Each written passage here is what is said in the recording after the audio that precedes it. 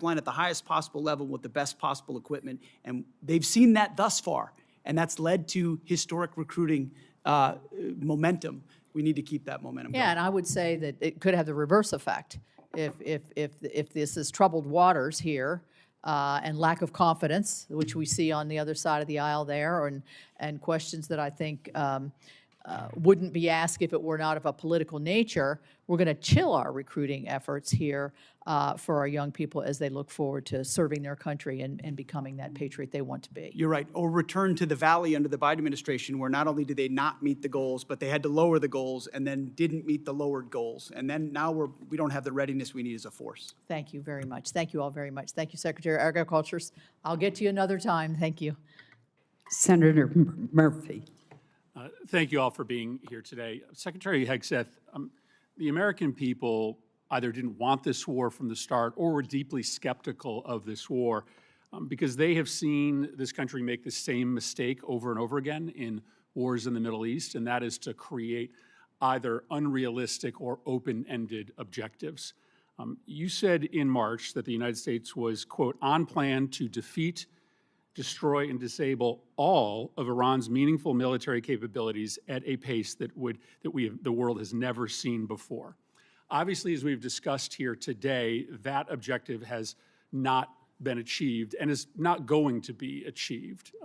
Iran is adept, more adept than even at the start of the war, at hiding their capabilities or repairing after damage we have done.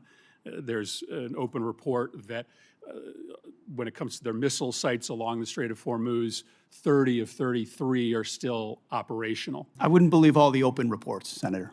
But I've also heard you say in this hearing that the objectives now seem to be more limited than they were at the outset of the war, that this is about reopening the strait and this is about dismantling their nuclear capability. And the president, of course, has said himself that he thinks Iran has a right to a missile program. So my question is pretty simple. Is it correct that it is no longer a war objective to destroy all of their military capacities? This is what the president has said. Have our goals been simplified to reopening the strait and to getting into a negotiation over a nuclear program? Now, I don't think you have a realistic plan to do either of those things, but I think it's important for us to know what we're funding. Are the objectives much more limited today than they were when you made that statement in March? So I think the objectives have been consistent and clear from the beginning. And I would contrast it to North Korea, where a conventional buildup was used to hide a nuclear capability that eventually evolved to a point where it couldn't be contested.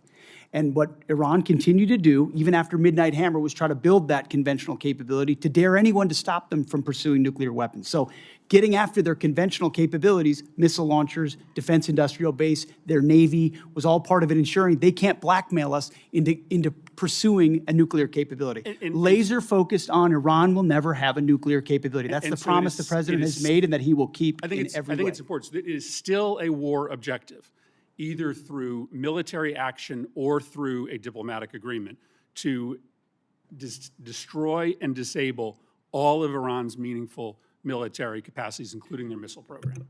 As far as all, when we talked about that from the podium at the outset of this, we were talking about their defense industrial base. And if you look at the metrics of their ability to make more, that it's been overwhelmingly destroyed. Not everything, but overwhelmingly. Now, do they have missiles in underground bunkers because they're a terror state? Sure they do, and we've acknowledged that from the beginning. Yeah, but their capacity is less today than it's ever been as a nation. They obviously have significant capacity to effectively disrupt the entirety of the Middle East and oil flows out of the Middle East, and that's not going to change.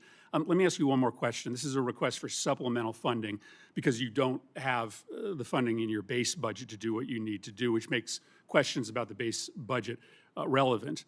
There's been a lot of attention, Mr. Secretary, on the modernization of a luxury jet that was gifted to the president by the government of Qatar. Reports suggest that maybe as much as $1 billion in your base funding, an extraordinary amount of money, has been used for an upgrade, and the plane is back in the shop for a second upgrade. As far as I can tell, never before has an administration not made public the amount of money for an upgrade or a construction contract on a presidential airplane. Obviously, we don't need or want disclose the details of that upgrade, but never before have you withheld from Congress and the public the total amount of money. I think there are two really important questions here. One, will you make public the amount of money that you are spending to upgrade this plane? And two, can you commit to this Congress and this committee that the president isn't going to take this plane with him when he leaves office? The only thing more insulting to the taxpayers of spending money on a jet they don't need would be for the president to take it with him, to take it out of our military inventory when he leaves office.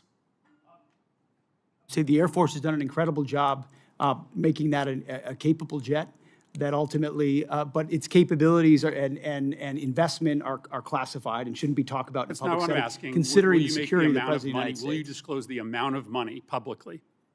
I would imagine as part of the regular budget process, that's something that we would look at.